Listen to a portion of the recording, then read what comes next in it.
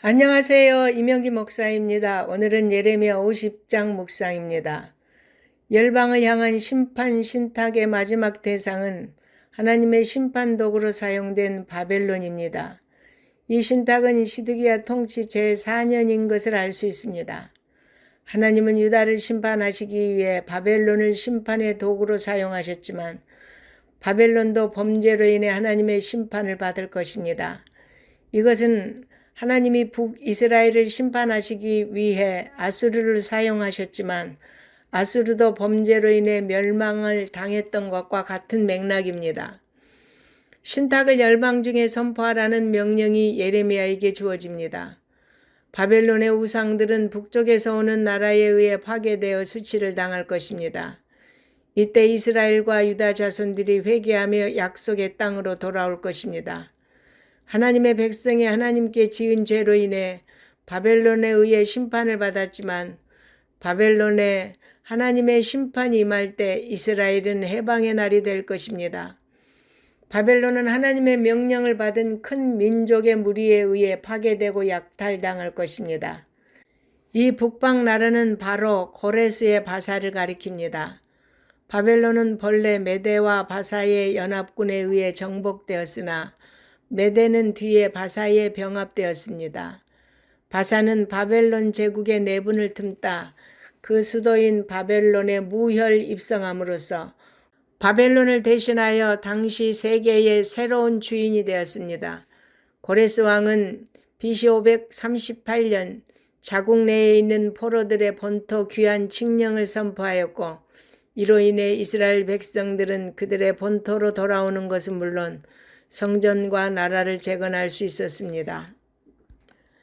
하나님의 백성에게 행한 악행으로 인해 바벨론은 수치와 치욕을 당하게 될 것이며 완전히 황폐하게 되어 놀라움과 탄식의 대상이 될 것입니다. 하나님은 군대를 모아 바벨론이 행한 대로 갚으실 것입니다. 바벨론이 하나님의 심판을 받게 된 이유는 그들이 사자와 같이 이스라엘을 공격해서 그 뼈를 꺾었기 때문입니다.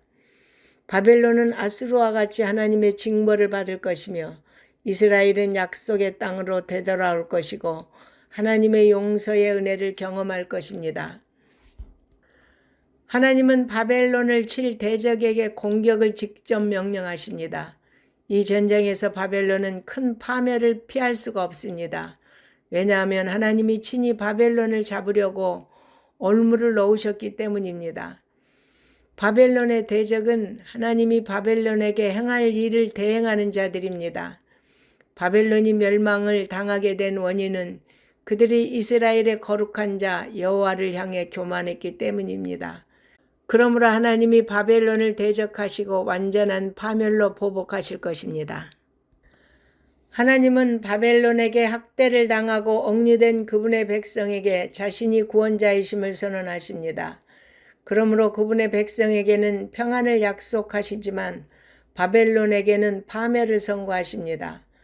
바벨론의 모든 백성이 하나님이 보내시는 칼날 아래 놓이면 두려움에 사로잡히고 자신들의 어리석음을 깨닫게 될 것입니다. 결국 바벨론은 소돔과 고모라처럼 황폐해져서 아무도 살지 않는 황무지가 될 것입니다.